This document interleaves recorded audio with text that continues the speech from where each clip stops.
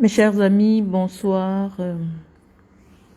Je tenais à vous rassurer que je porte bien. C'est vrai que j'ai passé beaucoup de temps avant de vous présenter mes vœux les meilleurs. C'est le temps qui m'a fait défaut. Et donc, j'ai profité d'une petite occasion qui m'est donnée pour vous laisser ce message, pour vous présenter mes vœux les meilleurs pour la nouvelle année que nous avons entamée ensemble. Une petite pensée pour tous ceux qui nous ont quittés en 2024 et ils resteront gravés dans nos cœurs. Et à vous qui êtes ici sur cette page, je vous souhaite le meilleur pour la nouvelle année. Je n'ai pas eu le temps de vous faire une petite rétro de tout ce que nous avons vécu ensemble ici sur cette page. En 2024, ça a été une année très très mouvementée, l'année du Verseau, comme je vous l'avais dit, l'année où tout devait se verser, les frustrations, les douleurs, les inquiétudes. On a eu le temps de les exprimer ici à travers cette page. Et on a eu le temps de se comprendre, de s'écouter aussi, parce que c'est vrai que nombreux parmi vous êtes abonnés à cette page, mais je n'avais pas, au fil de toutes ces années que vous avez choisi de me suivre, je n'ai jamais trouvé opportun de laisser des communications verbales sur ma page. Et donc, l'année 2024 a été une année de communication verbale. Nous avons énormément communiqué sur tout et sur rien, sur la vie publique, la vie politique, la vie privée. Oui, ça a été une année très, très, très mouvementée, très, très riche en émotions. Et donc, voilà, donc je voulais déjà vous dire que je vous remercie pour toutes les marques de sympathie, la marque de sympathie que vous avez tout le temps manifestée à mon égard. Et je tiens à vous dire sur cette page que je vous porte aussi dans mon cœur, c'est-à-dire des personnes, je peux pas dire que vous êtes inconnus parce qu'il y en a qui me suivent depuis aujourd'hui 7 ou 8 ans. On a appris à se connaître au travers de nos différentes publications et vous êtes déjà comme une seconde famille. Et donc, je tenais absolument à vous souhaiter le meilleur. C'est le temps qui m'a fait défaut entre, je vous l'ai déjà expliqué et donc je vais pas revenir dessus, mais le temps m'a vachement fait défaut et je ne trouvais pas un moment pour vous laisser mes vœux les meilleurs. Et donc, je vais lire Claire Chouchou, je vais lire vos messages, je vais répondre à tout le monde. On va faire ce petit exercice. Docteur, tu présentes tes vœux à la suite de ceux de la première dame. Elle va encore croire que tu te compares à elle. Voilà, il rire. Oh, les amis, c'est pas moi qui reçois les vœux. Il faut bien se comparer à quelqu'un dans la vie. Et je vais vous donner un conseil. Essayez toujours de vous comparer à ceux qui vous dépassent, ceux qui sont très hauts que vous ou ceux qui sont déjà à l'endroit où vous voulez arriver. Ne vous comparez jamais à ceux qui sont plus bas que vous. Donc oui, ici, la première dame pense que moi je me compare à elle. Je pense que c'est plutôt un honneur parce que ce serait plutôt difficile que j'aille me comparer à quelqu'un qui n'est pas à un lieu auquel j'aspirerais. Mais vraiment pour le moment, mon aspiration n'a jamais été d'être l'épouse d'un président ou quoi que ce soit. Donc, j'aspire à une vie beaucoup plus calme, beaucoup plus sereine, beaucoup plus libre. Moi, je suis une Gémeaux, comme vous savez, et l'essence du Gémeaux, c'est sa liberté. C'est-à-dire que je ne m'accommoderai pas d'une vie de contrainte, d'une vie très très fermée, très très solitaire. Ce serait difficile parce que j'ai besoin d'exprimer et de vivre ma liberté pleinement. Et donc non, je ne me compare pas à une première dame. J'ai fait une petite expérience, un petit moment, que ce soit au Cameroun, que ce soit en Guinée équatoriale, où je partageais la vie des personnes qui occupent des fonctions des très hautes fonctions de responsabilité. C'est une vie de contrainte.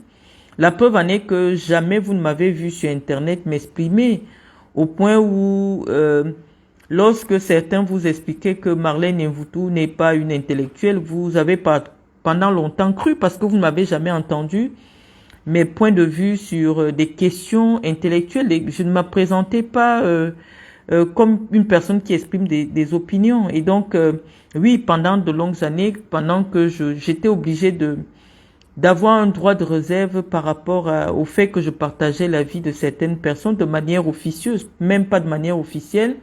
Officielle, ce serait encore plus compliqué.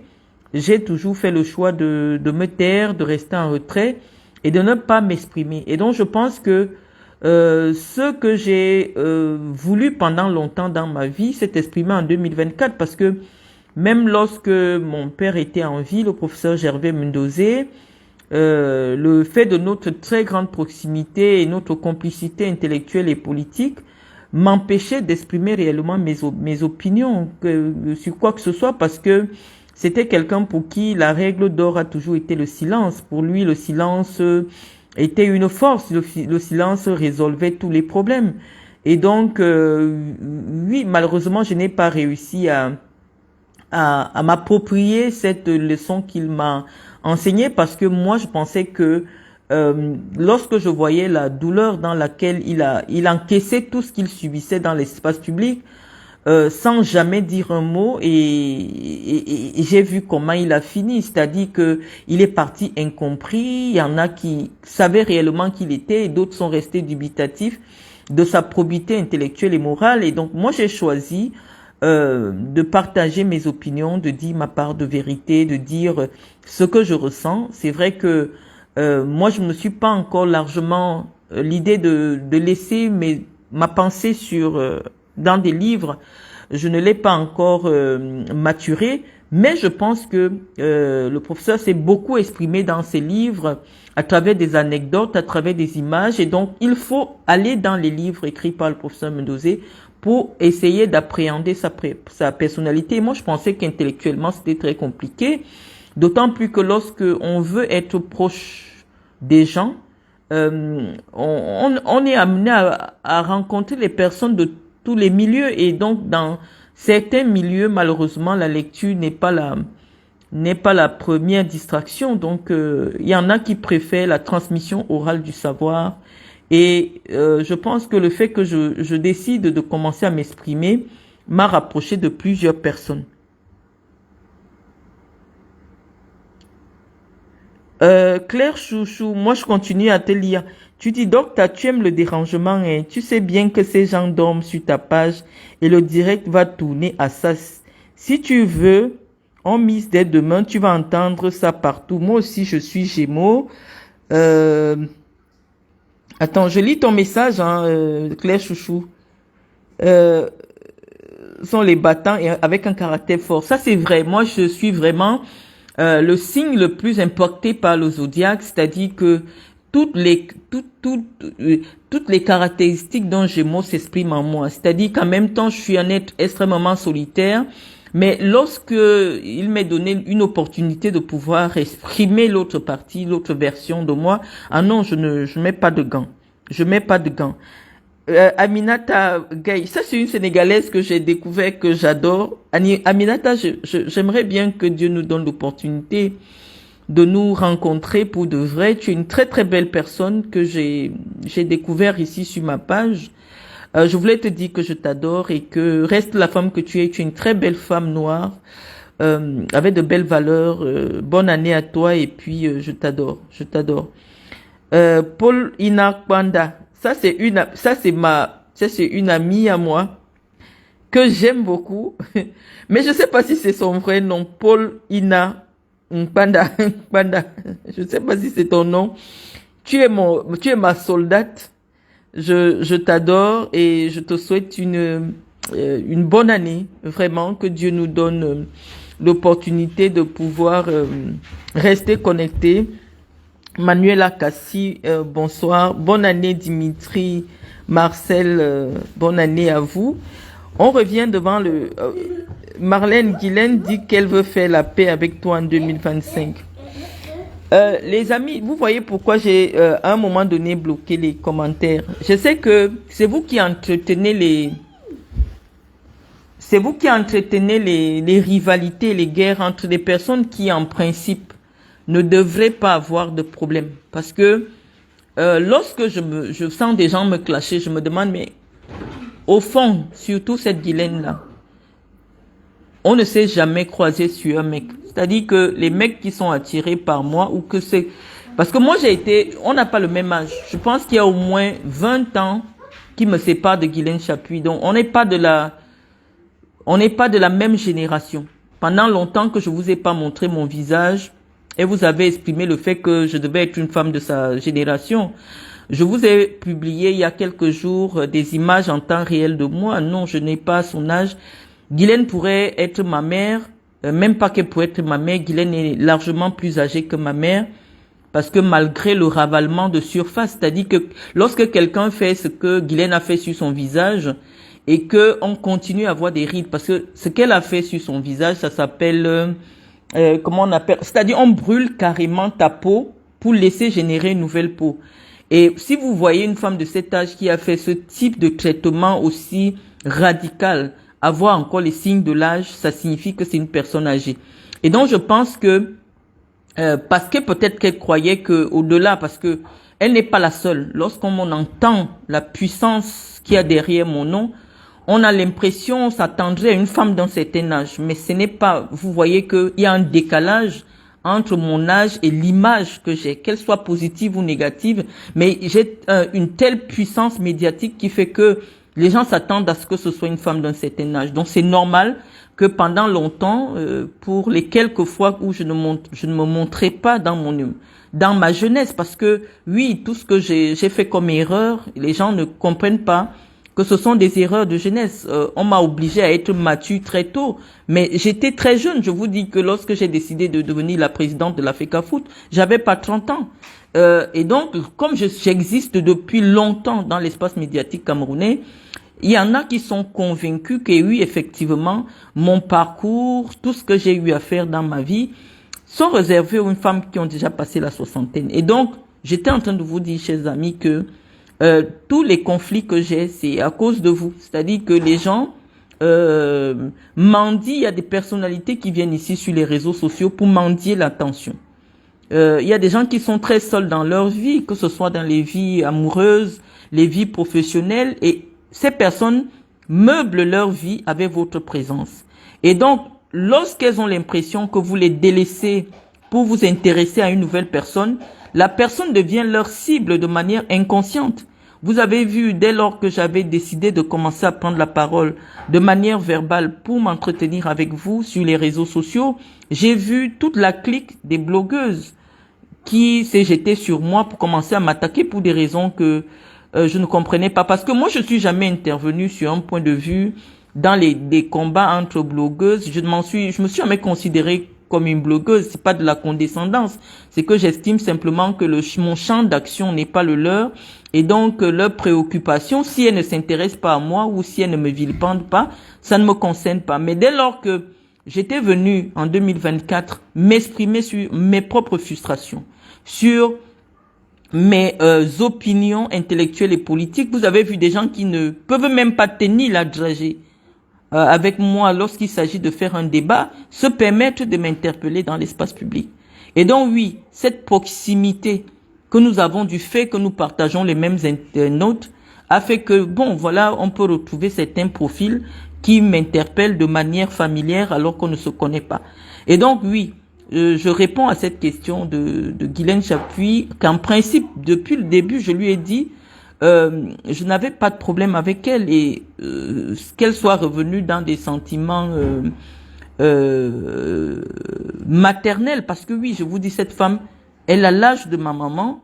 Je pense que c'est tout en son honneur, parce que je lui avais dit que c'est contre-productif de venir s'attaquer à une personnalité et une écorchée vive comme moi. Moi, j'ai rien à perdre, rien à gagner. Je pense que la vie a fait que il y a un décalage entre nous, 10 ans d'écart, 20 ans d'écart, c'est toute une vie. On va faire un petit rappel. Quand vous vous imaginez que toutes les personnes qui ont salué Paul Biya, en 2100, au moins 90% seront mortes. Vous n'avez pas la pression. Et c'est ce qui est mon cas. C'est-à-dire que moi, je sais que quand j'aurai 50 ans, Paul Biya ne peut plus être en vie. Donc, je n'ai aucune pression. Je n'aurai que 50 ans. Je n'aurai même pas encore l'âge de Chantal Biya. Donc, quand vous mettez ça dans votre tête, il y a des combats que vous décidez d'éviter. Il y a des combats, restez comme ça, vous regardez les vœux de Paul Biya là, de 2025. Et vous vous dites qu'en 2030, c'est-à-dire dans 5 ans, la moitié de ceux qui étaient au vœu ne seront plus en vie. Et dès que vous pensez à ça, vous n'avez plus la pression. Parce que quand moi j'aurai 50 ans, Paul Biya aura 100 ans. Et donc moi je ne sais pas pourquoi je vais avoir la pression. La pression d'apparaître dans les cercles du pouvoir, la pression, j'ai aucune pression. Parce que ceux qui y sont actuellement ne sont pas de ma génération. Les gens de ma génération sont encore en arrière. Ceux qui ont fait les bancs avec moi, je suis allé un peu trop vite parce que j'ai eu les avantages de la vie. C'est-à-dire que très tôt, je me suis retrouvé avec des proches de ma famille qui m'ont un peu propulsé. C'est pour cela que j'ai pris de l'avance sur les gens de ma génération. Mais les filles de mon âge sont au quartier, avec 5 enfants, elles viennent de trouver un petit boulot. Elles n'ont pas la vie que je mène. Et donc, les pressions aussi que je reçois, c'est parce que les gens ont souvent l'impression que quand on parle de Marlène Mvuto, on parle d'une dame qui a 52 ans. Non, je vous dis que la première fille de ma mère, si vous la voyez à côté de moi, tout le monde dit que elle est ma grande, je suis sa grande sœur. Parce que, oui, le nom, les choses, tout on entend Marlène faire bouger tout le Cameroun, demain même c'est qui. Il y a des gens, quand ils me voient en face, ils ne croient même pas que c'est moi. Parce que je suis très jeune et les gens disent que j'ai ma directrice commerciale qui m'a dit mais tu es très jeune pour avoir une fondation. Les fondations, c'est pour des gens qui ont déjà vécu et puis pour faire honneur à leur vécu, ont des fondations. Elle me l'a dit quand on s'est rencontrés. Elle me dit, ben, c'est très jeune pour toi d'avoir une fondation. C'est-à-dire que, peut-être que, comme je vous l'explique toujours, je suis une vieille âme. Une vieille âme, c'est quoi? C'est-à-dire que tu hérites de l'âme des personnes qui ont déjà vécu trop longtemps. Et qui ont vécu des années antérieures, et puis ça s'incarne chez toi. Et tu es incomprise, parce que j'ai l'impression que j'ai de l'avance sur mon temps. Et quand j'ai de l'avance sur mon temps, je peux vous dire, par exemple, comme je vous ai dit en 2022, que les lions indomptables n'auront plus de sponsors. Vous m'avez insulté. Pour mes détracteurs, je sais que pour ceux qui ont confiance en mon intelligence et la perspicacité de mon analyse, ils prennent très au sérieux ce que je dis. Je vous ai dit, le football camerounais, voilà comment ça part, ou alors la politique camerounaise, voilà dans quel sens ça peut partir. Il y a des gens qui ne m'ont pas compris parce que eux, ils n'étaient pas en 2024. Mais moi, j'étais déjà en 2024. J'étais déjà en 2024 et je vous ai dit, malheureusement, voilà ce qui va se passer. Et ça m'a fait beaucoup de mal parce que lorsque vous avez de l'avance sur votre temps, vous ne pouvez pas être compris et vous faites des inimitiés inutiles. Des inimitiés inutiles, c'est-à-dire parce que les gens ne vous comprennent pas. Si on vous dit la raison pour laquelle les gens ont tué Jésus, les gens ont tué Jésus simplement parce qu'ils veulent expliquer que non, la loi du talion ne peut pas être la loi qui doit perdurer. C'est-à-dire qu'on ne peut pas dire que c'est quelqu'un te tue, toi tu parles tu aussi. Non, on dit si quelqu'un te gifle, tends-lui l'autre joue. La tolérance, il faut apprendre à être tolérant. Et rien que pour ces propos-là, qui venaient révolutionner une façon de vivre sur la terre. La loi du plus fort, pour venir enlever la loi du plus fort, les gens ont décidé de tuer Jésus. Si on vous explique pourquoi Socrate a bu la ciguë, vous n'allez pas, parce que chaque fois que vous êtes en avance sur votre temps, vos contemporains vont vous tuer. Il y a une frange des Camerounais aujourd'hui qui disent que nous, on sera seulement tranquille le jour qu'on va entendre que cette fille est décédée. Donc, je vous dis que quand vous avez conscience de votre puissance, quand vous avez conscience de votre force, malheureusement, ça vous rend solitaire parce que les gens ne comprennent même pas pourquoi ils vous combattent. Ils combattent vos idées simplement parce qu'ils ne sont pas encore de leur époque. Et nous avons regardé les vœux, on regarde un peu par rapport aux remarques que j'avais faites en 2024, on voit qu'il y a des gens qui ont suffisamment pris au sérieux ce que j'ai dit en 2024. Ça veut dire que malgré tout, malgré l'adversité, malgré l'incompréhension que peut susciter certaines réactions que j'ai de manière spontanée, Il y en a, quand ils partent s'asseoir chez eux, ils se disent, au fond, cette fille a raison. Cette fille, oui, je suis une fille, malheureusement. Oui, je suis devenue une femme parce que quand on passe 30 ans, on commence à rentrer dans la vieillesse.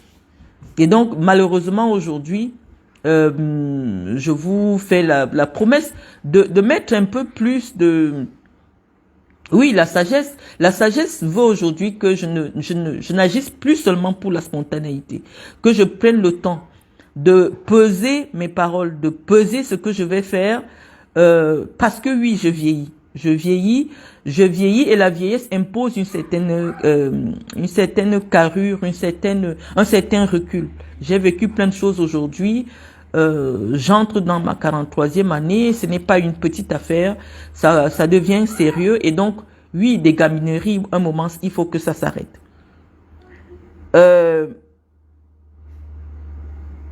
Voilà, croqueuse du Congo, voilà, ça c'est effectivement vrai. Donc, je vous dis, je suis en train de vous rassurer que en 2025, parce que j'ai conscience du pouvoir de mes mots. Ça, c'est quelque chose que j'ai conscientisé avec le temps. C'est-à-dire que j'ai la puissance des mots.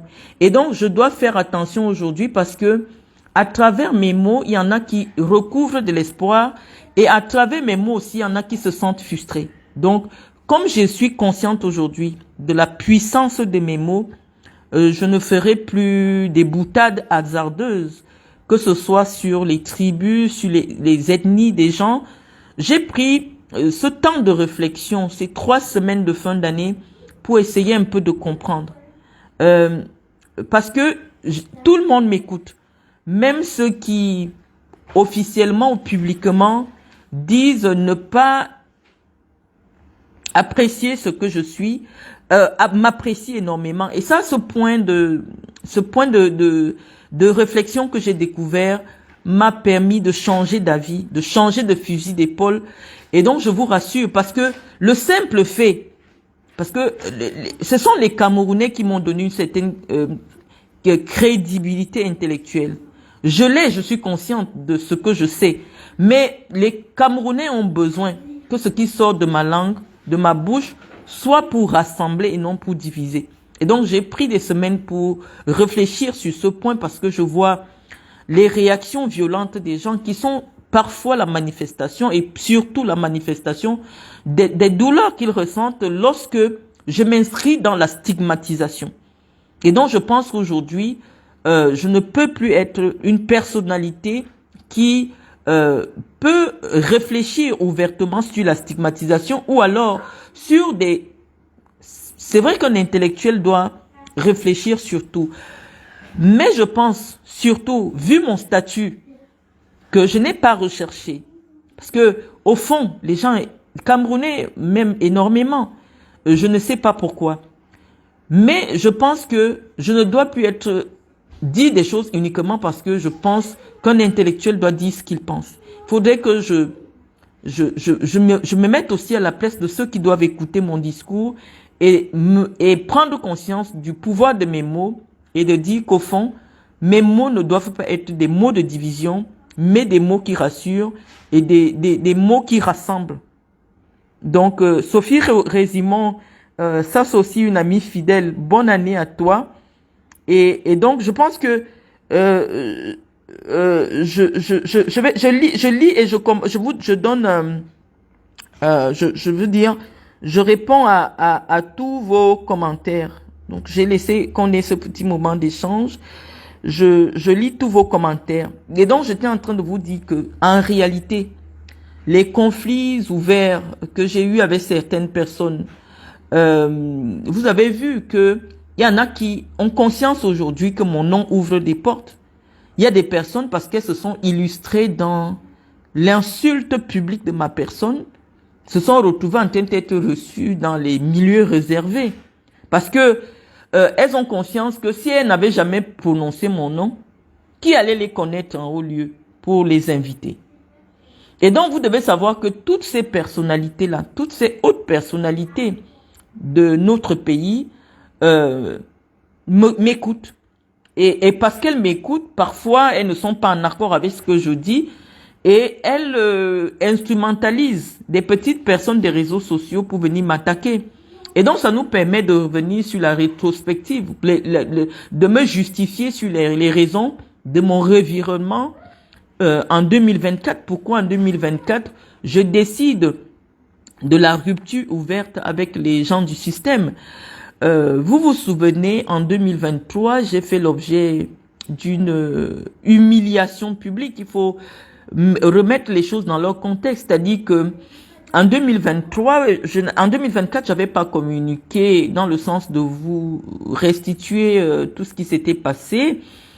Lorsque je suis agressée et humiliée sur les réseaux sociaux, comme cela avait été le cas en 2023, ma plus grande frustration n'a pas été que des railleries, des personnes, des inconnus, des gens qui n'ont aucun impact au Cameroun. Non, ma plus grande frustration a été que je vois, par exemple, une dame comme Chapuis là. Je préfère lui dire dame, ne lui sert parce qu'à plus de 60 ans, on n'est pas une gamine, qui est proche d'une amie de ma mère, qui est la gouvernante de la première dame du Cameroun, d'une connaissance de ma mère, parce que je ne pense pas que ma mère puisse considérer de tels personnages comme des amis. C'est-à-dire qu'une connaissance, quelqu'un qui est en relation avec ma mère et qui se permet ouvertement de s'asseoir sur les réseaux sociaux pour m'humilier, pour me tenser devant Dieu.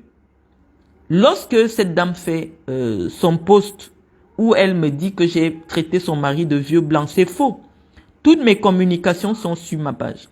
Et parce que c'est moi qui les écris, je ne vais pas regarder quelque part. Tous mes textes, je peux vous les reciter. J'ai une mémoire d'éléphant. Je dis dans mon message lorsqu'elle fait sa communication, elle dit dans sa communication, ce n'est pas facile de venir s'installer au Cameroun. Il faut se rassurer d'avoir l'argent avant de venir au Cameroun et faire un bon mariage. Le défaut des personnalités comme moi, c'est que j'entre dans la tête de l'homme criminel. C'est-à-dire que quand quelqu'un pose un acte, j'entre dans ton cerveau. On m'a appris à entrer dans le cerveau des gens, que ce soit dans les études de marketing. Je sais ce que je dois vous dire pour vous pousser à acheter quelque chose, pour vous pousser à réagir d'une façon. Et donc, lorsque cette dame l'écrit, moi j'entre dans son esprit. Je dis, mais pourquoi j'ai des problèmes que des gens ne veulent même pas comprendre, qu'en principe, il n'a jamais été d'une histoire de location, de maison, non. Voilà la transaction. J'ai pris la peine, alors que je suis souvent réservée sur des questions comme celle-là, de partager des documents sur ma page. Parce que je disais non. Ce qui s'est passé est suffisamment gros par le geste de la dame. Parce que le geste de la dame, en principe, si les médias n'avaient pas donné beaucoup de puissance à ce geste, c'est des querelles qui se passent dans tous les coins de rue à Yaoundé. Qu'est-ce qui a rendu cet acte aussi odieux? C'est simplement parce que plusieurs médias ont été mis à contribution pour détruire du Marlène Mvutu. Et on va revenir dessus. C'est-à-dire que lorsque je subis cela, je vois des proches de la famille présidentielle ou alors des proches de la famille présidentielle. Je prends d'abord le cas de Guylaine Chapuis qui commence à me dire que pour revenir au Cameroun, je devais m'assurer. Or, comme elle ne me connaît pas, elle ne sait pas que j'ai toujours vécu au Cameroun. Je suis en Europe depuis 2003, mais parce que j'ai été recrutée en 2001, je viens faire le stage de RIN, je viens à l'école en 2003 ici, après ma licence, je viens à l'école en France, je viens en 2003 en France. Donc, si on compte de 2003 maintenant, je ne sais pas combien d'années, mais j'ai toujours été entre le Cameroun et l'Occident parce que j'avais gardé mon contrat à la CRTV et chaque fois que je partais, c'était des mises en disponibilité de la CRTV. Et donc, j'ai toujours été au Cameroun, j'ai toujours travaillé au Cameroun, j'ai toujours vécu au Cameroun. Elle écrit ce message. Quand vous décidez de rentrer, rassurez-vous que vous avez l'argent parce que la vie au Cameroun n'est pas chère et essayez de bien vous marier. J'ai demandé que bien me marier comment?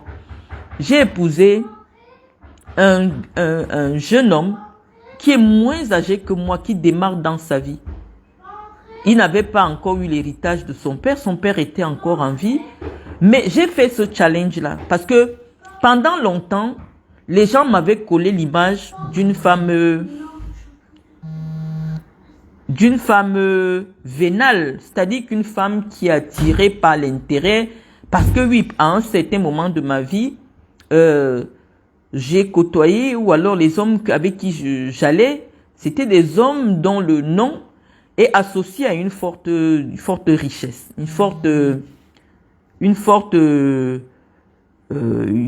aisance financière. Et donc, pendant longtemps, même lorsque je suis candidate à la présidence de l'Africafoot, ce que les gens collaient à moi, c'était que oui, j'étais partie en Guinée, on m'a donné 200 millions pour ma... Donc j'avais une image un peu de croqueuse de diamants.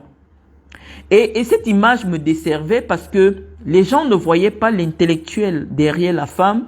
Les gens voyaient une femme, vous savez, tout ce qui est associé à l'argent, au machin, aux mœurs légères, qui sortent avec des hommes que pour l'argent. Je sais, jusqu'à aujourd'hui, les gens continuent à vouloir m'associer à ce type de choses.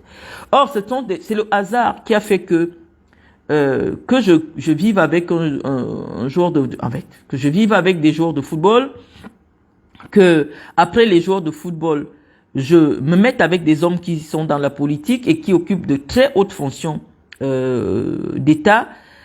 C'était juste du hasard. Je n'étais jamais resté comme ça à réfléchir que oui, vraiment, il me faut chercher un tel nom. C'est des circonstances de la vie qui ont fait que à un moment donné, je me retrouve avec des gens qui gagnent pas des millions, mais des milliards. Et donc, lorsque je sors de mes difficultés, je me rends compte que non, ce type d'homme-là, ce n'est pas le type d'homme qui me convient. Parce que la difficulté quand vous vivez avec un homme politique, c'est quelqu'un qui a une carrière à protéger. Et quand il a une carrière à protéger, il y a un moment donné, s'il y a un problème où son image peut être entachée, il va vous lâcher. On va vous dire que cette personne dormait sur le même lit avec vous. Vous allez dire que non, parce que c'est des gens qui sont formés à changer et à privilégier leur image politique. Et donc, oui, lorsque j'ai vécu cette première frustration de me retrouver, pour des raisons qu'on peut expliquer, passer le temps à expliquer, je me retrouve dans les difficultés que vous connaissez au Cameroun. Je m'attendais quand même à ce que l'homme qui partageait ma vie soit présent, parce que c'est un moment difficile, c'est comme la mort. Et de me dire que, mais, donc je peux vivre ma vie avec quelqu'un et le jour que j'ai un problème, même envoyer les oranges parce qu'il ne veut pas qu'on associe son nom. J'ai dit, moi, ce type d'homme, c'est terminé. Même si je rencontre un pousseur, je veux le pousseur que si je suis à l'hôpital, si je suis en cellule, si il peut venir et ça ne le gêne pas. Parce qu'à un moment donné, la femme recherche ce qui lui a manqué dans son enfance, dans les hommes qu'elle va côtoyer. Moi, j'ai eu un père qui était un homme politique, qui était fortuné, qui était un homme que les gens connaissaient. Donc, dans mes besoins affectifs, trouver un homme qui a un statut n'est plus un besoin puisqu'il a déjà été comblé par mon père. Remarquez que tous les enfants des hautes personnalités, c'est difficile de les voir épouser des hommes qui ont le même travail que leur père. Parce que oui, lorsque vous êtes l'enfant d'un homme politique de premier rang, c'est des gens qui sont premièrement émotionnellement indisponibles. C'est-à-dire que très peu d'enfants de ministres vont vous dire que je vois mon père tous les jours. Non, le père n'est jamais présent. C'est quelqu'un, il s'assure seulement que vos besoins matériels soient résolus, mais ce n'est pas l'homme qui sera aux côtés de toi quand il vient à l'hôpital. Très rarement, et même lorsqu'il vient à l'hôpital, on a toujours l'impression que c'est la mise en scène. Et donc, les enfants des hautes personnalités, lorsqu'elles tombent amoureuses, cherchent toujours le contraire de leur père. C'est-à-dire des gens qui ne sont pas dans la politique, des gens qui ont une vie simple. Quand, pour certains, ne dévient même pas carrément vers d'autres sexualités. Parce que je vous assure, avoir des pères qui occupent des fonctions de premier rang, c'est des hommes indisponibles. c'est des hommes qui vous dégoûtent de l'envie d'avoir un mari. C'est-à-dire que quand vous êtes l'enfant d'un homme qui occupe de hautes fonctions, il vous dégoûte de l'envie de vous marier. Parce que c'est des hommes qui ne sont pas là.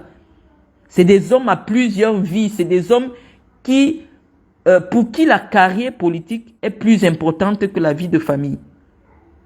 Et donc, je suis en train de vous dire que, ayant vécu cela, ma préoccupation n'a jamais été d'être l'épouse d'un directeur général, non.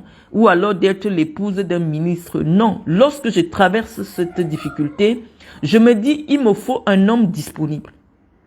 Et l'homme disponible, on ne les trouve pas dans des gens qui ont de l'ambition, qui sont carriéristes. Non, c'est des gens qui ont une vie simple.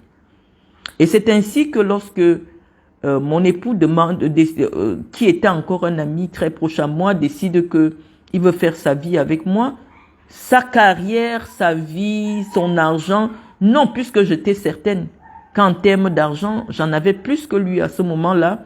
Moi, tout ce qu'il me fallait, c'est quelqu'un qui devait m'aider à me reconstruire émotionnellement, parce que j'avais été détruite dans tous les sens du terme, de quelqu'un qui devait me redonner confiance à la vie, qui devait me redonner le goût à la vie, qui devait m'aider à aimer les choses simples, à pouvoir aller simplement dans un petit resto McDonald's manger, parce que lorsque vous sortez avec quelqu'un qui est ministre, vous ne pouvez pas entrer n'importe où, vous ne pouvez pas flâner n'importe où. Non. Mais au fond de nous, puisqu'on a déjà vécu ça avec nos papas, on ne veut plus ça avec nos maris. On a besoin de quelqu'un avec qui on peut aller au 50-50 à la brique, s'asseoir et voir la vie normale. Parce que quand vous avez eu une vie anormale, tout ce que vous espérez dans votre vie, c'est une vie normale, dont le luxe le plus absolu. Si on prend une fille comme Brenda Bia, on dit à Brenda, le luxe pour toi c'est quoi? Elle va pas vous dire que c'est avoir un sac Louis Vuitton. Elle va vous dire, le luxe pour moi c'est d'aller m'asseoir aussi à la Maison Blanche, manger le poisson brisé. Parce que malheureusement, je ne peux pas le faire. Je ne peux pas sortir à Mokolo. Je peux aussi regarder comment les gens fouillent les habits. Pour elle, c'est un luxe. Donc, quand vous avez vécu une certaine vie, ce que vous n'aimez pas, votre condition devient un luxe. Il y a des gens qui vous disent, j'ai aussi envie de dormir un peu dans la maison en terre pour sentir la fraîcheur, comment ça fait. J'aime boire l'eau de la rivière et tout ça. C'est ça qui est le luxe pour des enfants qui ont vécu dans des conditions de vie assez élevées. Et donc, oui, je vous ai expliqué que lorsque Guylaine Chapuis exprime le fait que je n'ai pas épousé un ministre après avoir vécu avec quelqu'un qui a rang de chef d'État, j'ai dit non, elle n'avait pas le droit de faire ce type d'observation.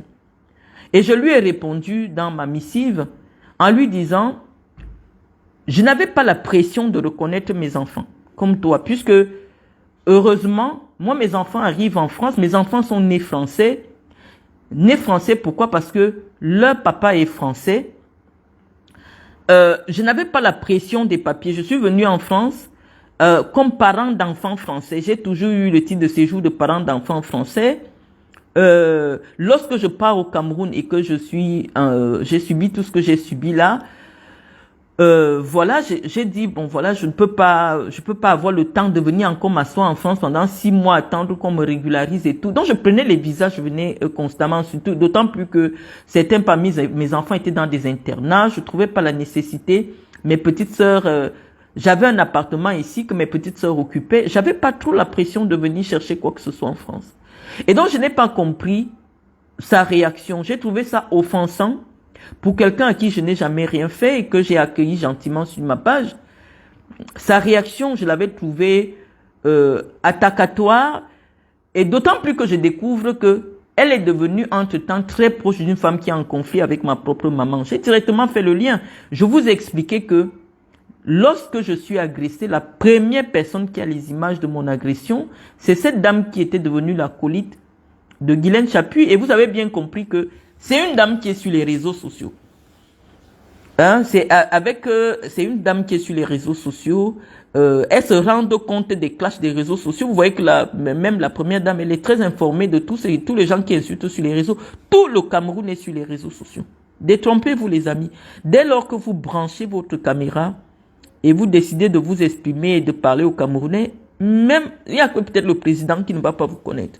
Et donc, oui, dès lors que vous vous illustrez comme une insulteuse sur les réseaux sociaux, vous insultez les gens, vous insultez les enfants des gens, les personnes qui adorent les insultes, surtout si vous insultez quelqu'un qui est en conflit ouvert avec certaines personnes, on va vous approcher, on va vous récompenser. Et donc, vous voyez que je ne vous ai pas menti. Je ne vous ai pas menti. Si vous voulez, n'importe qui s'assoit là maintenant, Iman l'ami est là. Iman, c'est une amie à moi que j'apprécie énormément. Elle écrit sur les réseaux sociaux. Qu'elle commence à m'insulter, on va l'inviter au palais. Parce que oui, sans vouloir, le fait que certaines personnes à Yaoundé apprennent que j'avais une relation avec un membre de la famille présidentielle d'un pays voisin, ah bah il y a des gens qui ont dit que je veux faire la concurrence. La preuve en est que nous sommes dimanche tranquillement, je lance mon direct, il y a quand même un internaute qui vient dire que non, comme tu fais ton direct, alors que je fais les directs tout le temps, ça veut dire que tu as fait tes vœux après la première dame, ça veut dire que tu es en concurrence. Il faut accepter, au Cameroun, toutes les femmes ne sont pas des docteurs. Au Cameroun, toutes les femmes n'ont pas fait des études de droit et n'ont pas mon parcours intellectuel pour avoir du recul. Il y a des gens qui prennent des choses basiques. Rien que le fait que je porte un sac Dior rose, tout rose, quelqu'un va s'asseoir et dire « Eh, elle a acheté le sac Dior rose comme pour la première dame. » Et ça devient l'adversité. Donc, il faut aussi comprendre ça que il y a des gens qui sont assis sur les réseaux sociaux pour dire que pourquoi Marlène ne vous touche pas chez Dior. Ça veut dire qu'elle veut faire la concurrence avec la première dame, comme la première dame aussi a porté Dior. Il y a des gens, vous n'allez pas leur demander de se mettre à votre niveau intellectuel parce que vous communiquez à travers les écrans. Donc, c'est tout à fait normal que sans que je ne le désire, que certaines dames pour qui j'avais beaucoup de considération et de respect au Cameroun, considèrent que je suis en compétition avec elles, alors que je ne les connaissais pas, que je n'ai jamais leur milieu, que je n'ai jamais essayé d'approcher leur milieu, que oui, forcément, elles décident que je suis leur concurrente, hein, que je suis leur concurrente. La majeure partie de ces dames-là, elles ont eu des papas qui étaient des pauvres. Hein, donc, elles ont comblé le manque matériel qu'elles ont eu dans leur famille à travers leurs époux qu'elles ont cherchés. Mais elles doivent comprendre que c'est l'inverse pour nous. Moi, mon père, il était milliardaire. Donc, c'est l'inverse. Moi j'étais à la municipalité La Tulipe, chez le ministre Ababa, j'habitais là-bas. Je pense que j'habitais le studio le plus cher. Et mes camarades sont ici, mes camarades de la faculté de droit. J'allais à l'université en voiture. J'avais une domestique et un chauffeur, j'étais étudiante. J'avais à peine 21 ans. Mon père prenait déjà une liasse de une brique de 10 millions. Ceux qui connaissaient mon père savaient. Mon père, lorsqu'il décaissait l'argent, c'était en brique de 10 millions. Tous ceux qui me connaissaient savaient que je marchais toujours avec une brique de 10 millions dans mon sac. Donc la première fois qu'on me remet une brique de 10 millions, j'avais peut-être 19 ans ou 18 ans. Donc, je n'ai pas eu les mêmes aspirations en grandissant. Parce que mon père comblait déjà le besoin matériel. La preuve en est que jusqu'à aujourd'hui, les gens disent que j'étais la femme de mon père parce que j'ai toujours eu un statut particulier. Et donc, les femmes qui ont épousé les ministres aujourd'hui, leur père n'était rien. Et donc, elles ont eu besoin d'accéder à une certaine classe sociale à travers leur mari. Donc, on ne peut pas être en compétition. On dit seulement qu'elles sont parvenues. C'est-à-dire qu'elles sont arrivées. Là où nous sommes nés, nous on a trouvé. Sans effort.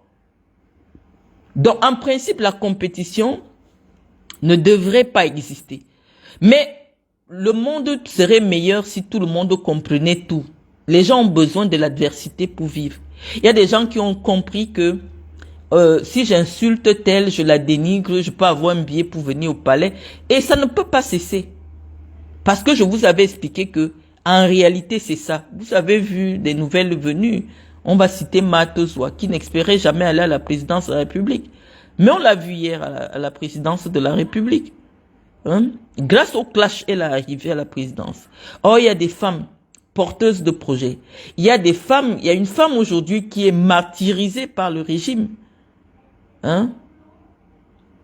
une avocate, parce qu'elle ose défendre les causes des gens, des Camerounais qui n'ont pas décidé d'être des homosexuels.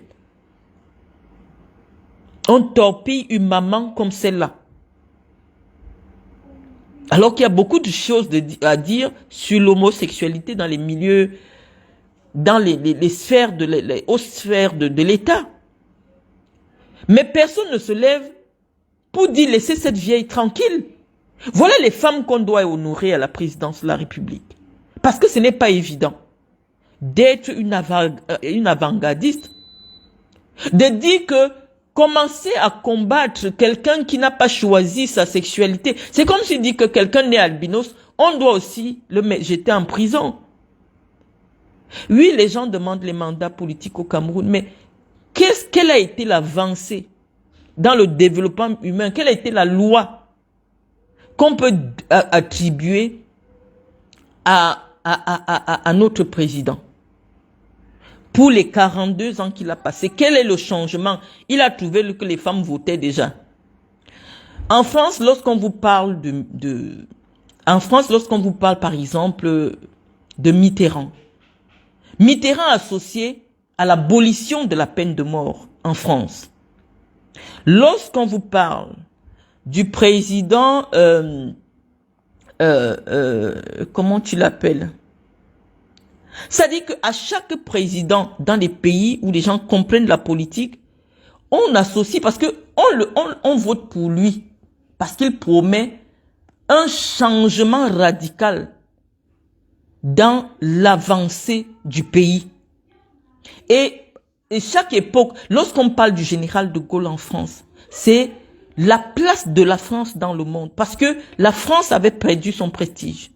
Et le général de Gaulle, lorsqu'il arrive au pouvoir, il dit, il va redonner à la France sa grandeur. Il va installer la France dans le Conseil des Nations. On se souvient, c'est pour ça qu'on parle du gaullisme aujourd'hui.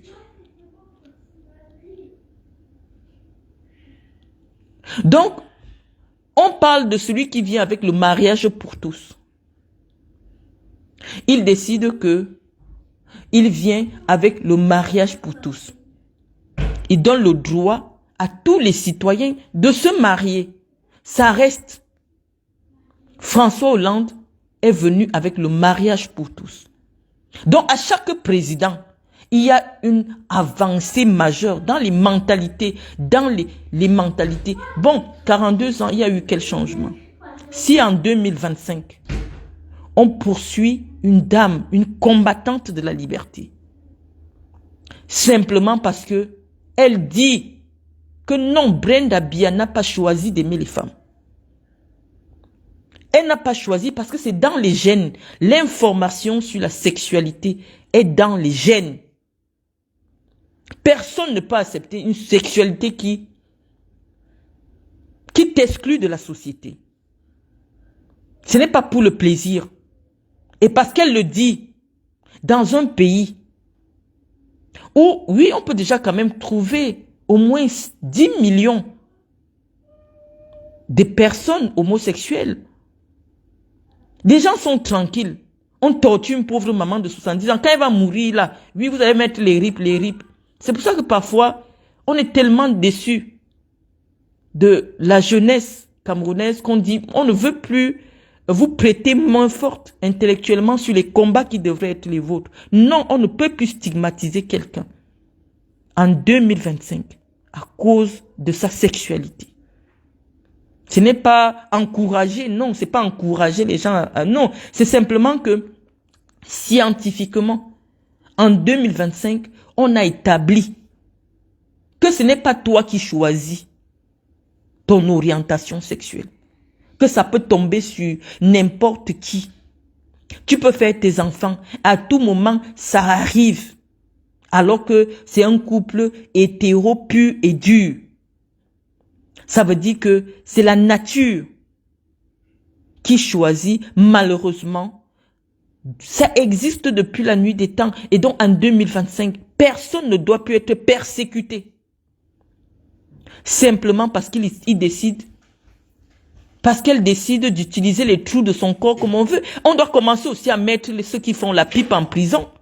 Est-ce qu'on a choisi que on doit faire l'amour avec la bouche.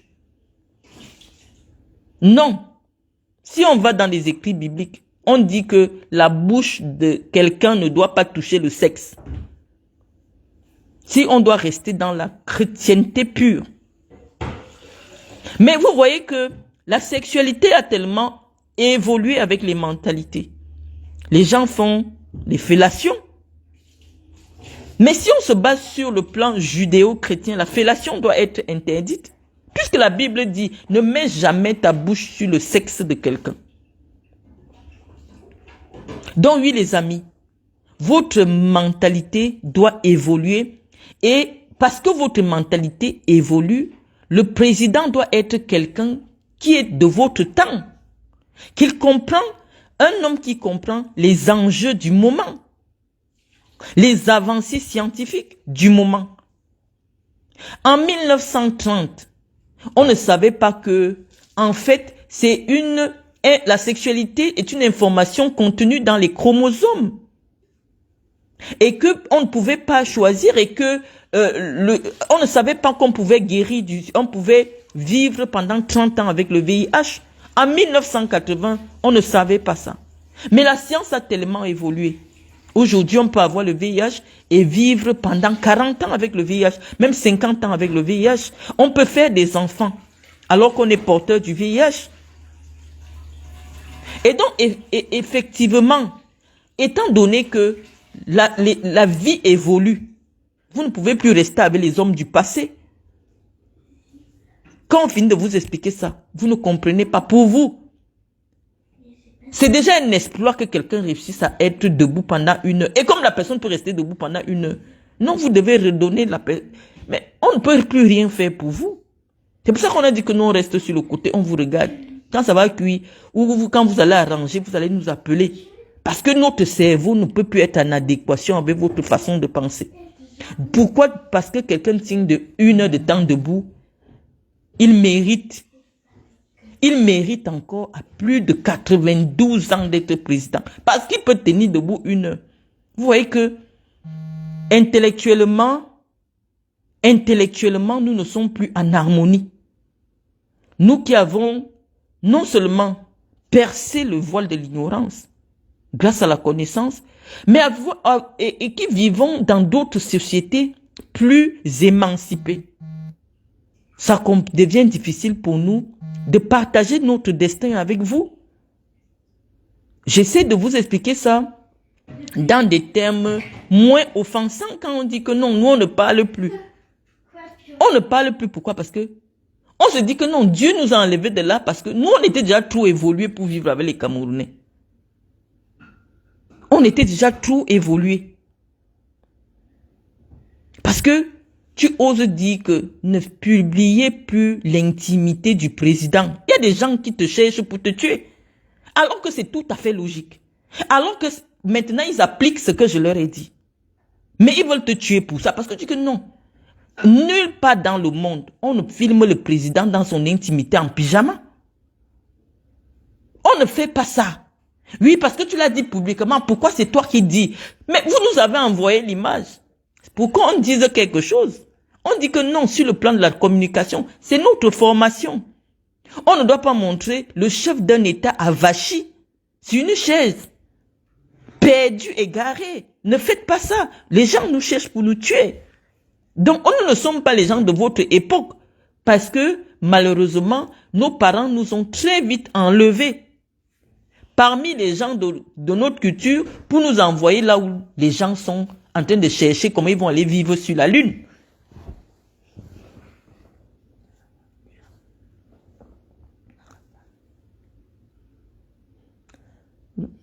Donc j'étais en train de vous dire, les amis, que très sincèrement, avec le temps, le recul, le jeûne de paroles que j'ai pris, c'était pour me dire, oui, tu ne vas pas obliger les gens à se mettre à ton niveau d'émancipation. C'est quasiment leur demander. C'est comme si on prend une chèvre, on met devant la télé et on demande à la chèvre d'écouter la télé. Non, quand quelque chose n'est pas de votre époque, Forcez les gens, ces gens vont seulement chercher à vous tuer. Parce que Galilée a osé dire à son époque que comme vous voyez la terre là, la terre est ronde. Et on dit que non, tu blasphèmes. Comment la terre peut être ronde? Si la terre était ronde, ça veut dire que nos têtes devraient souvent se retourner de temps en temps. Il dit non, il existe quelque chose qu'on appelle la gravité. Les planètes comme ça, pour les gens de cette époque, l'astre le plus important, le seul qui existait, c'était la Terre. On dit non, la Lune est plus grosse que la Terre. Les gens disent que non, on va te tuer. On l'a tué pour ça. Parce qu'il disait que la Terre tourne autour. Donc, à chaque époque, si vous êtes en avance, les gens vont vous tuer. Les gens vont chercher à vous tuer. Ils vont vous détester pour rien. Parce que vous leur dites des choses que leur cerveau ne peut pas encore accepter. Je prends seulement encore l'exemple en 2022. Je vous dis que je travaille dans les équipements sportifs depuis 2007. J'ai travaillé avec Nike, j'ai travaillé avec Adidas, j'ai travaillé avec Patrick. Je vous dis que On All Sport, c'est une escroquerie. Ça n'existe pas. Ça ne peut jamais exister. Et faire porter une équipe comme le Cameroun au mondial, un tel équipementier, c'est tuer l'image commerciale des Lions Indomptables. Vous avez vu la cabale des gens. Vous avez vu des gens intellectuellement à qui on peut accorder une certaine crédibilité intellectuelle nous publier des images de l'usine de fabrication de On All Sport, me traiter de tous les noms, de folle, de machin, de mytho, de tout ce que vous voulez. Je vous dis, dans un pays où les gens ont le souci de l'évolution, les amis, quand quelqu'un est arrivé au bout c'est-à-dire que au bout d'un domaine, donnez-lui sa place. En matière de marketing, je suis la référence. Quand je parle dans le marketing, on dit Amen. C'est fini. Quand j'ai déjà parlé, moi j'étais rapporteur de la commission marketing de l'Africa Foot. Quand moi je parle dans mon domaine, on dit Amen. C'est terminé. Si tu veux, tu mets en expérience. C'est ce que j'ai dit qui va être fait. Maintenant, vous revenez dans mon inbox. Oh, Marlène, tu avais parlé que tu avais raison. Tu avais parlé. Je dis que dans une société qui aspire à une évolution, tout ne se vaut pas. Marlène Mvutu, ce n'est pas Marthe Chopard. Marlène Mvutu, ce n'est pas Guylaine Chapuis. Parce que Marlène Mvutu a un domaine de connaissances établi dont la pertinence des analyses a prouvé que on peut lui donner une autorité dans un domaine qu'elle a déjà dit. Tout ne se vaut pas. Et c'est pour ça que notre société n'évolue pas. Quand vous partez dans des sociétés évoluées, on dit que lorsqu'on doit parler de la science humaine, il y a des gens que quand ils parlent, c'est fini. On les consulte. Lorsque vous partez dans les assemblées nationales ici en France, dans les pays qui ont le souci d'améliorer les conditions de vie des populations, vous arrivez à l'Assemblée nationale, vous trouvez ce qu'on appelle les commissions. Lorsque vous prenez la commission des lois, c'est des anciens magistrats.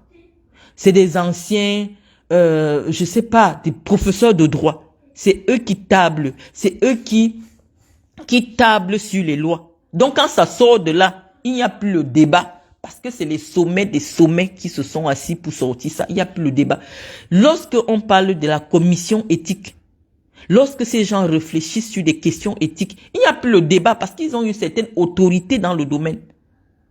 Et quand ça sort, tout le peuple est content parce que ils ont donné à ces gens-là le pouvoir que non, papa, tu connais dans ton domaine. Lorsqu'on parle, par exemple, de la commission des sports de l'Assemblée nationale, parce que c'est l'Assemblée nationale qui est le cœur du pays. Le président de la République, oui, on peut même dire que dans une véritable démocratie, ce n'est qu'une honorifique. Mais le cœur de la politique d'un pays, c'est l'Assemblée nationale. Mais vous envoyez les qui à l'Assemblée nationale, mes amis? Vous envoyez les qui à l'Assemblée? Quelqu'un ne sait même pas écrire son nom. Il est honorable. On n'a jamais vu, en dehors de Cabral Libi, qui essaye. Mais il n'est pas écouté. De porter la parole. Vous avez déjà vu quel député? Il y a eu une loi au Cameroun qui porte la loi. Qui planche sur quoi? Qui a la légitimité d'être à l'Assemblée nationale parce que avant d'être à l'Assemblée, nous l'avons écouté sur des questions sociétales bien précises. C'est quand quelqu'un l'échappe que nous aussi on le découvre que, hey, or en France, Je vous parle toujours de la France parce que je peux compter plus de 20 ans en France.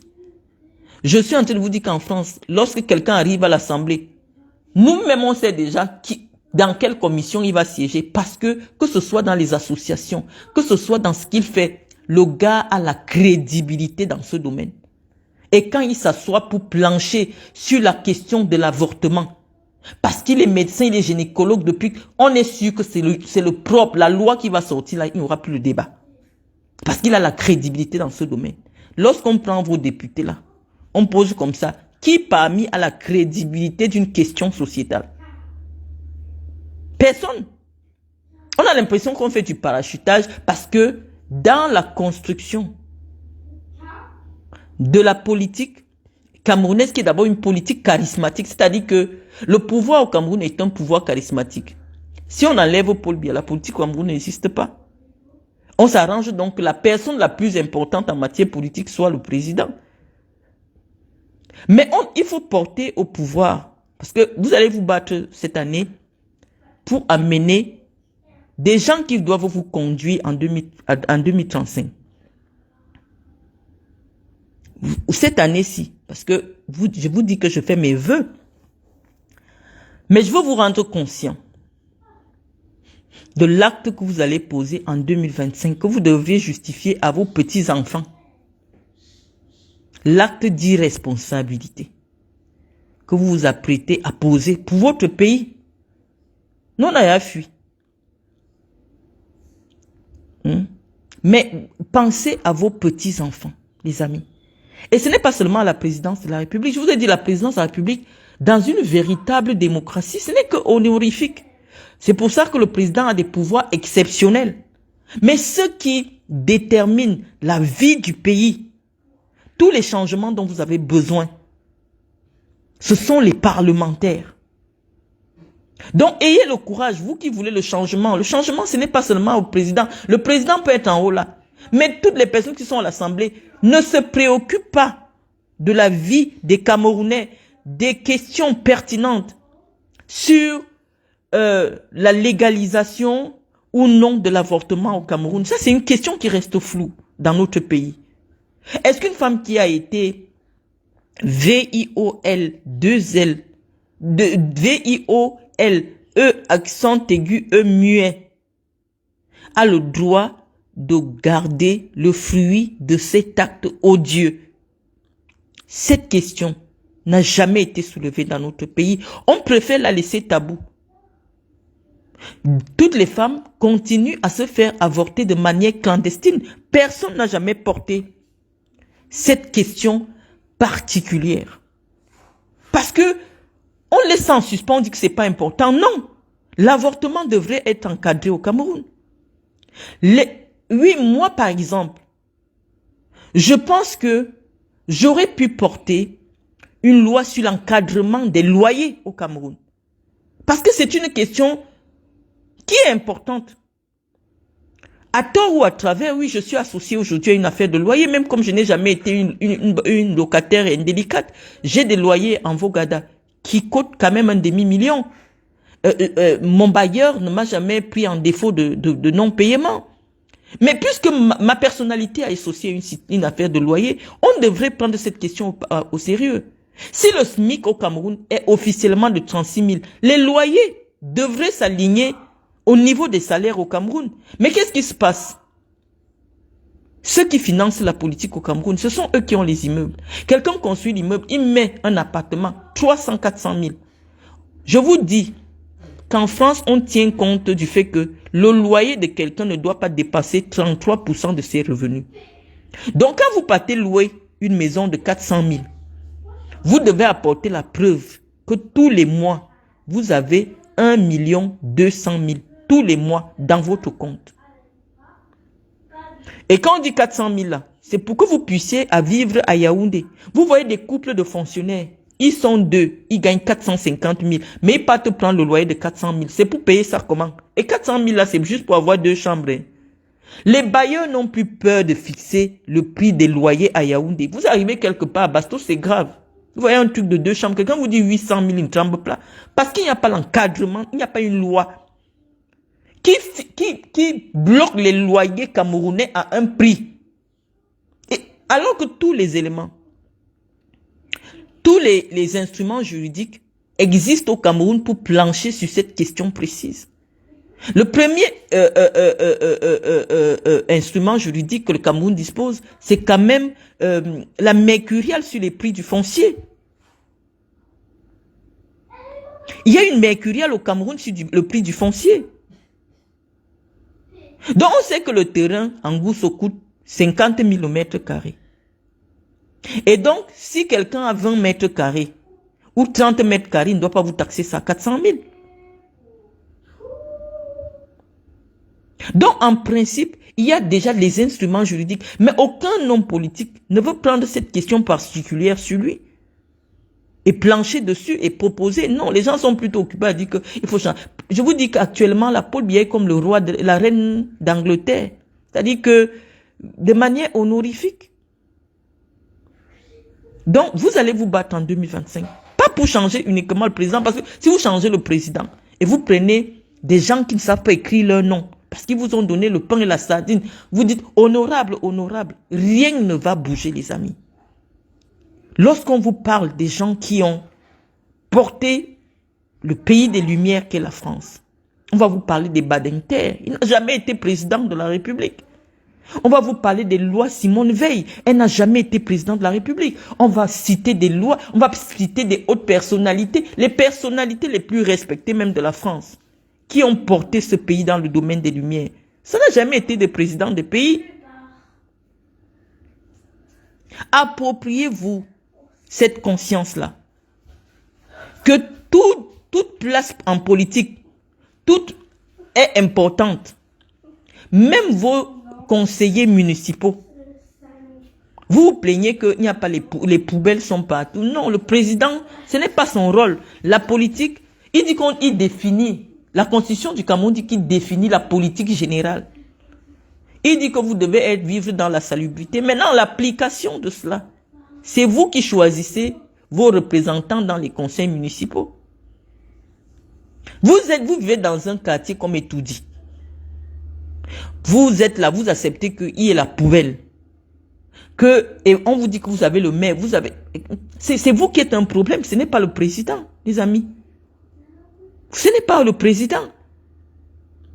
Parce que c'est deux pouvoirs distincts aux yeux de la loi camerounaise que vous ne connaissez pas. C'est-à-dire que le maire et Paul Biya sont au même niveau.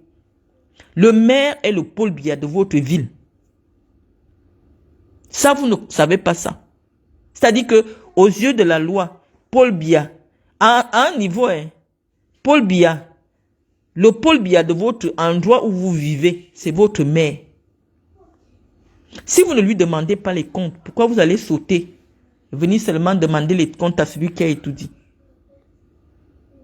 Celui qui a étudié, vous avez dit dans la Constitution que ce n'est pas son problème. Son problème, c'est de vous dire, donner une vision générale. C'est ce que vous avez dit dans la loi fondamentale du Cameroun. On dit que lui, il est là-bas pour réfléchir de manière générale. Maintenant, ceux qui vont mettre en application vos aspirations au quotidien, c'est pour cela qu'on parle de la décentralisation, c'est-à-dire qu'on enlève le pouvoir à celui qui est en haut et on donne le pouvoir à tous ceux qui sont en bas. C'est ce qu'on appelle la décentralisation. Elle est en train d'être mise en place. Appropriez-vous de la décentralisation. On vous a déjà donné toutes les institutions de la décentralisation. Donc, même quand quelqu'un veut vous dire, oh, je veux seulement être conseiller municipal, dites-lui que qu'est-ce que tu as déjà fait même, est-ce que tu as même l'association? Parce que quand vous voyez ici en Europe, les conseillers municipaux sont d'abord les présidents des associations. Président de l'association de lutte contre la pollution, président de l'association de lutte contre ceci. Maintenant, il a déjà prouvé ce qu'il peut faire dans les associations. Vous dites maintenant que va défendre notre point de vue que tu appliques dans l'association au conseil municipal. C'est comme ça qu'on envoie les gens dans les assemblées représentatives. Parce que le gars a la légitimité de son travail sur le terrain. Pas parce qu'il vous a donné le pain à la sardine, les amis. Donc oui, pour 2025, je vous souhaite la clairvoyance et la responsabilité qui reposent dans vos mains. Le changement ne commence pas seulement qu'à étudier. Non, le changement, ce sera à partir des municipales, des législatives. Oui, vous devez changer. Parce que oui, il nous faut des institutions et des personnes de notre temps. Il ne faut plus des gens qui pensent que la femme est née avec moins d'intelligence que l'homme. Parce que oui, moi personnellement, mes camarades qui ont été au lycée avec nous ou à l'université, ils savent que Marlène était première de la classe. Et donc pourquoi aujourd'hui, nous n'avons pas le droit de réclamer la mixité dans toutes les institutions de l'État? Nous, je ne sais pas qu'est-ce qui se passe aujourd'hui que, en grandissant, qu'on nous fasse comprendre que les femmes seraient moins intelligentes que les hommes ou auraient moins de capacité à gérer des affaires publiques que des hommes. Nous réclamons la mixité. La mixité. La parité. Des questions qui sont encore très loin de nos préoccupations sur les réseaux sociaux. La mixité sociale signifie quoi? L'enfant d'un pauvre doit savoir que lorsqu'il fait un concours, il peut aussi se retrouver à l'ENAM. Quand on sort les listes de l'ENAM aujourd'hui, Junior Vondayolo, Rodrigue Baboke, vous reconnaissez les noms, on a l'impression que quand on sort la liste de l'ENAM, c'est le remaniement. C'est le remaniement ministériel. On reconnaît les noms. On sait que oui. C'est-à-dire que l'élite s'est arrangée parce que ça ne vous intéresse pas de se reproduire de manière ostentatoire. Or, l'école doit redevenir au Cameroun un ascenseur social. Si Paul Biya est président au Cameroun aujourd'hui, c'est parce qu'il y a eu un pays qui garantissait la possibilité à un enfant de catéchiste d'aller à l'école. Parce que ses parents n'avaient que ça. Ses parents étaient pauvres. Et parce qu'il allait à l'école, on a dit, tu es intelligent. Laisse l'État s'occuper de son enfant. Il y avait les bourses. Demandez au président Biya que les bourses sont passées où? Pour aider les enfants des pauvres qui sont intelligents à continuer. Et quand ils continuent même, qu'on garantisse la transparence dans les concours administratifs. Parce que oui, le mérite doit revenir dans la République. La méritocratie. On ne doit pas réussir un concours administratif uniquement parce que on a dit que le Nord a 3 places. Et donc les élites du Nord essaient, qui a un enfant qui a tel diplôme là, on place. Le reste, débrouillez-vous. D'ailleurs, même quand vous a dit débrouillez-vous, on vous construit des hangars de motos. Même un pays, je sais pas, même la France qui est quand même dotée d'infrastructures, même le Japon, moi je n'ai jamais vu la gare de la moto. On ne s'assure pas au Cameroun que, et les passagers, les conducteurs de moto aient des casques pour sauver les vies des gens. Qu'ils aient même seulement les permis de conduire, parce que ceux qui font la moto là, c'est parce qu'ils n'ont pas la carte d'identité. Qui sont obligés pour faire les concours, qui sont obligés de rester sur la moto. Et donc, qui dit défaut de carte d'identité, c'est défaut de permis. Personne ne va vérifier qui a un permis moto là-bas. La seule préoccupation, c'est de dire, oui, il faut un hangar pour les motos. Parce que ce sont eux les plus nombreux, ils ne comprennent rien. Ils vont aller voter des bêtises. Exigez la transparence, les amis. Exigez la transparence dans les concours administratifs. Faites même des pétitions. Quand on était à l'université, on savait que, non, quand on dit les gens qui valident, on les connaît. Les gens qui valident, les gens que quand ils te parlent du droit, non. Et donc on ne comprend pas comment le gars le plus brillant de la faculté de droit, son nom ne sort pas à l'ENAM. On ne peut pas donc, apprenez à faire des pétitions pour mettre la pression sur eux. Soyez responsable pour dire que non, c'est vrai que j'ai réussi. Mais tel gars-là, il ne peut pas échouer. Parce que c'était lui, le cerveau en faculté de droit.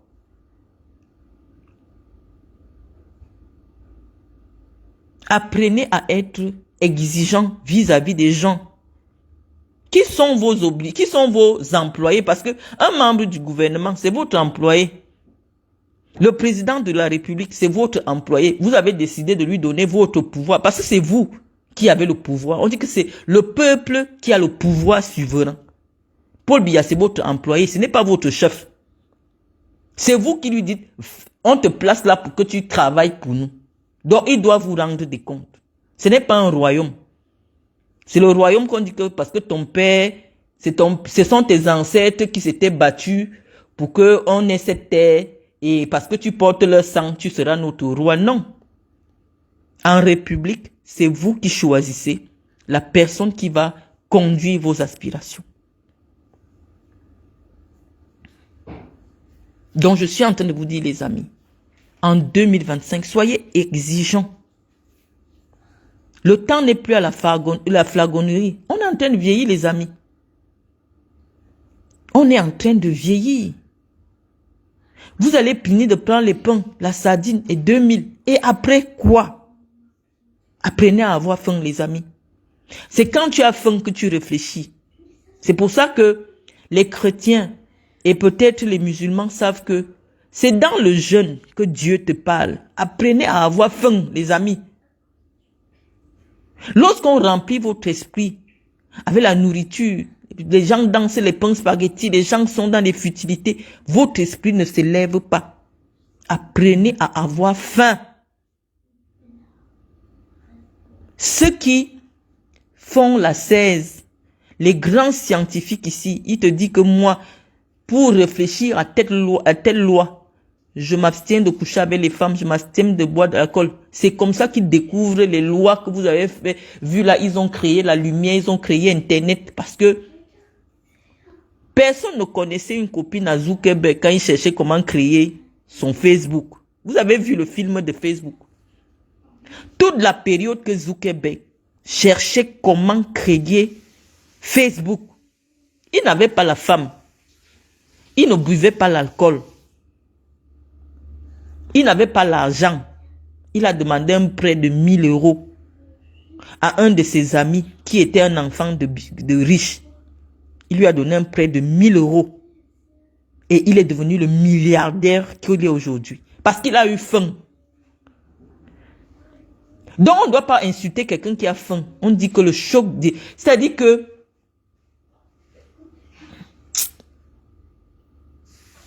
On dit que l'intelligence vient là où quelqu'un a abandonné ses besoins primaires. Quand vous avez encore les petits problèmes, oh, je vais dormir comment, oh, quand on lit sur Facebook, oh, l'oncan a fait ceci, oh, ça dit que c'est difficile pour vous de vous élever. Donc, laissez un peu l'affaire de l'alcool en 2025. Et ne serait que pour 2025, on va reboire en 2026. En 2025, laissez un peu l'alcool. Parce que quand les brasseries publient leurs chiffres, on dit que qui même achètent l'alcool là-bas, on dit que meilleur chiffre pour les brasseries du Cameroun, vous avez bu 10 000 tonnes de bière, mes amis.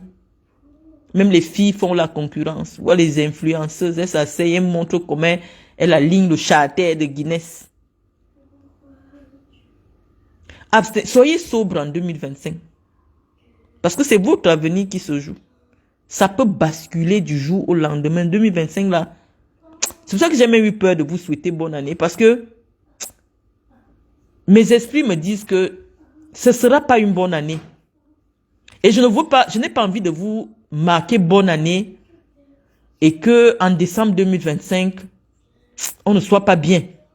Parce que moi, je ne dis pas quelque chose au hasard. 2025 n'est pas une bonne année, les amis.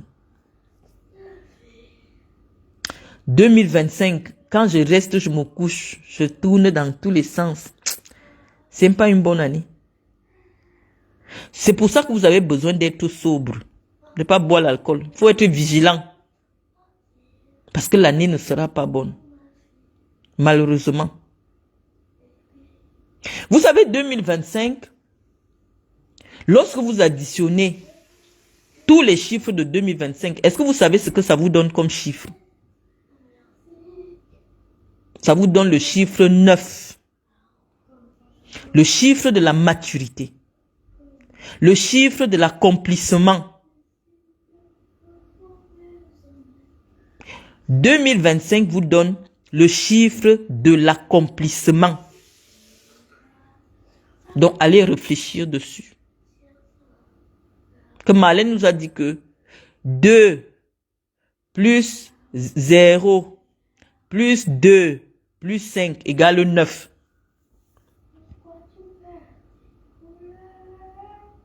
Ce n'est pas bon, les amis. Et on vous manque pas. C'est pour ça que je veux venir écrire bonne année, j'ai peur encore. Moi, je ne dis pas souvent les choses n'importe comment. J'ai envie d'écrire bonne année, ça me fatigue. C'est pas une bonne année, les amis. Donc, soyez vigilants. On aura peut-être à spéculer sur beaucoup d'autres choses. Parce que vous savez, je n'aime pas vous retenir pendant longtemps. Il y a des gens qui n'ont pas les mégas. Je vous dis vigilance. Vigilance, patience et responsabilité. Sur ce, les amis, bonne soirée.